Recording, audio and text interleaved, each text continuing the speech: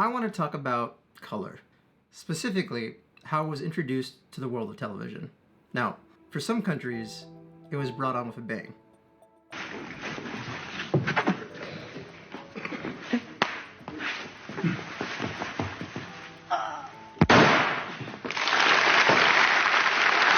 For others, it was brought on with a solemn respect for the moment that it was. Are you all set, Bob? Take it away in full spectrum color. Well, Doug, first I'd like to say this, that I feel doubly honored to have been chosen to be the first one involved in our big change, because there are so many much more colorful characters around here than this reporter. Still, for others, it was brought on with a recognition of the bizarre, almost surreal shift that it would bring to the world of television as we know it. Through the window! Pooh, a filthy thing all over my new carpet!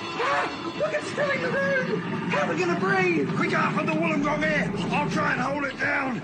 There it is. Hey, look at me! I'm in colour! Come on in, it's lovely!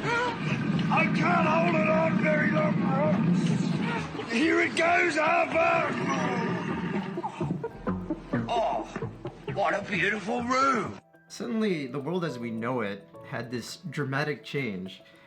We went from a world of black and white to suddenly just having vibrant colors at our fingertips.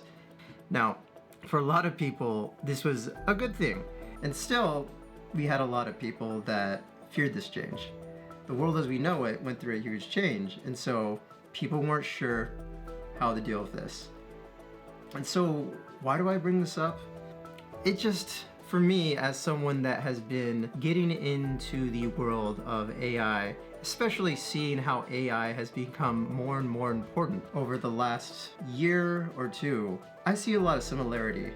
Yes, AI has been something that, in one sense, has been around in the world for many years at this point. And by many years, I mean, to be honest, many decades. But it hasn't been quite in the news as it has been in the last year or two. Thank you to ChatGPT, OpenAI, and the advent of the generative AI that has been in the news very recently. And so suddenly here we are with AI. And for the most part, people are very happy with the introduction of this new tool to the world.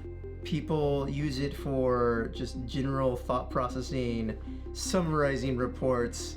With the latest advent of ChatGPT 4, people have been using it to create images and some of the much more other advanced features. But if you look online, you can see so many different implementations of this new approach to AI.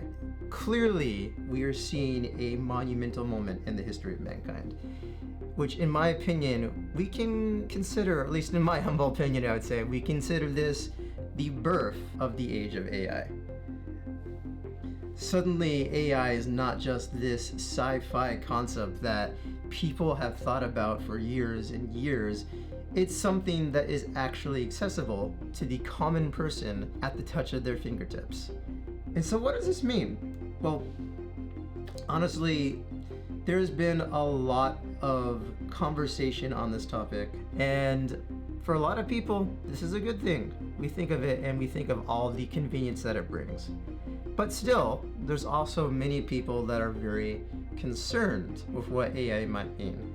In Europe, we've seen them implement the first iteration of laws concerning artificial intelligence. There has been a hot battle between countries like America and China when it comes to the hardware aspect of supporting this artificial intelligence development, not to mention the software itself.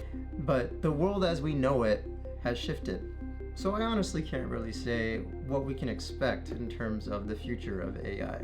But similar to the shift that we saw from black and white television to colored television, I for one look forward to seeing what the future holds. And to that end I say,